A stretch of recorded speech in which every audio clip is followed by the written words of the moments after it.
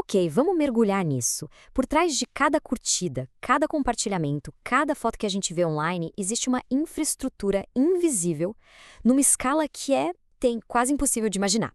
Hoje a gente vai desvendar como a Meta construiu o verdadeiro motor que move uma parte gigantesca da internet. Para a gente ter uma ideia do tamanho desse desafio, vamos começar com esse número aqui. No final de 2022, o Facebook tinha 2,96 bilhões de usuários ativos. Isso é mais gente do que a população de qualquer país na Terra, todo mundo conectado e interagindo ao mesmo tempo. E o que essa população toda faz? Bom, entre muitas outras coisas, ela sobe 147 mil fotos a cada minuto. Agora imagina só ter que guardar e, mais importante, mostrar todas essas imagens de forma instantânea. É um desafio de engenharia simplesmente monumental. Claro que todo esse mundo digital precisa de um lar no mundo físico.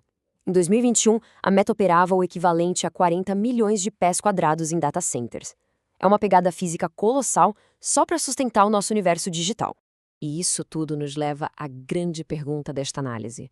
Como é que se constrói, do zero, um sistema que aguenta mais gente que qualquer nação, operando em tempo real 24 horas por dia?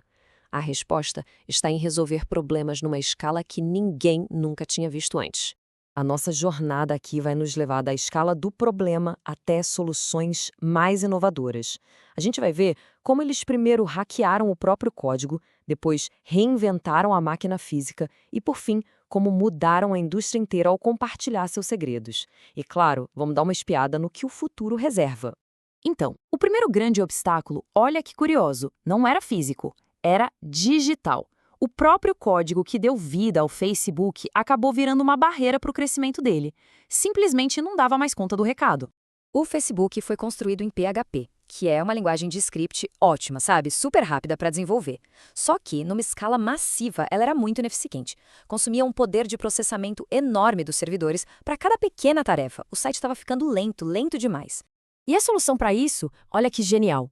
Em vez de reescrever o site inteiro, uma pequena equipe de engenheiros criou o Hip-Hop. Ele basicamente traduziu o código PHP para C++, que é uma linguagem muito mais rápida. O resultado, uma redução de uns 50% no uso da CPU dos servidores. Foi um ganho de eficiência absurdo. Resolvido um problema, apareceu o outro gargalo de software, as imagens. Com mais de 260 bilhões de fotos para gerenciar, os sistemas de armazenamento tradicionais simplesmente não aguentavam o tranco. Eram lentos e caros demais para a escala do Facebook.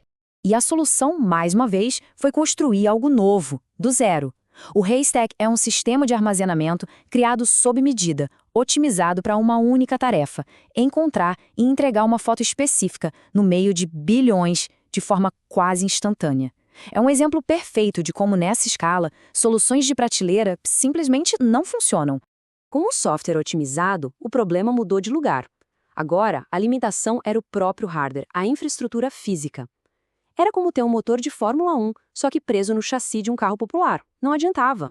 Naquela época, o esquema era o seguinte: as empresas compravam servidores de fornecedores e eles vinham como caixas pretas. Eram sistemas fechados, sabe? Com o capô soldado, impossível de mexer ou customizar. Não dava para otimizar para as necessidades específicas. E para a Meta, isso significava um desperdício enorme de energia, de espaço e de dinheiro. Então, veio a virada de chave, uma decisão radical. Se não dá para comprar o que a gente precisa, então vamos construir. A Meta começou a projetar seus próprios servidores, seus próprios racks e até data centers inteiros, como este aí em Prineville, Oregon. O foco era um só: eficiência e escalabilidade total. E isso aqui ilustra o resultado de uma forma brilhante. Essa métrica, o PUE, basicamente mede quanta energia vai para o lixo. A média da indústria era de 1,9, o que significa que quase metade da energia era desperdiçada, metade. O data center de Prineville conseguiu chegar em 1,07, desperdiçava só 7%. Foi uma verdadeira revolução em eficiência energética. Só que a maior inovação não foi o hardware em si, foi a filosofia por trás dele. Em vez de guardar esses projetos revolucionários a 7 chaves, a Meta fez algo que ninguém, absolutamente ninguém no setor esperava. Eles compartilharam tudo com o mundo. Esse slide mostra bem essa mudança de mentalidade. O jeito antigo da indústria era esse: tudo proprietário, cada um no seu canto, com seus segredos, o que tornava a inovação lenta. A Meta propôs um caminho totalmente novo: o jeito OCP.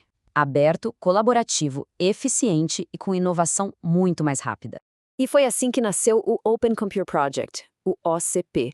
A evolução foi incrível. Começou lá em 2011, com eles compartilhando os projetos de Preview. Depois, em 2013, foram para cima dos switches de rede. Em 2014, anunciaram o primeiro switch aberto. E o negócio chegou num nível de colaboração tão grande que, em 2019, a Meta e a Microsoft se juntaram para criar um novo design de REC, uma revolução aberta de verdade.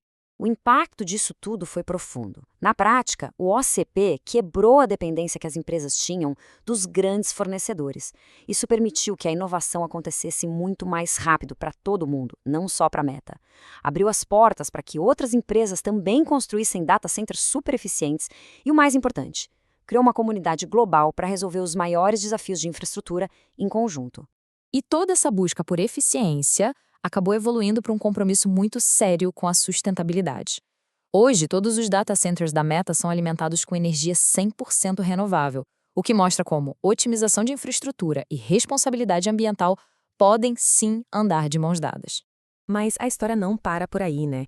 A escala nunca para de crescer. E os novos desafios já estão batendo na porta.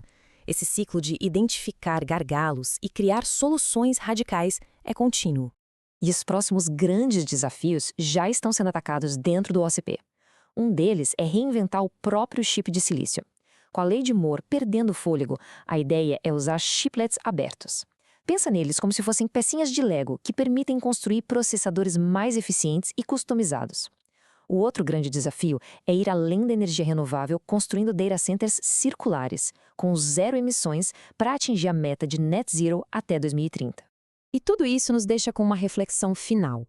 A história da infraestrutura da Meta mostra que quando se está diante de problemas de escala massiva, o segredo e a competição talvez não sejam a melhor resposta. Quem sabe a solução para os nossos maiores desafios coletivos não seja construir muros mais altos, mas sim compartilhar as plantas para que todo mundo possa construir junto.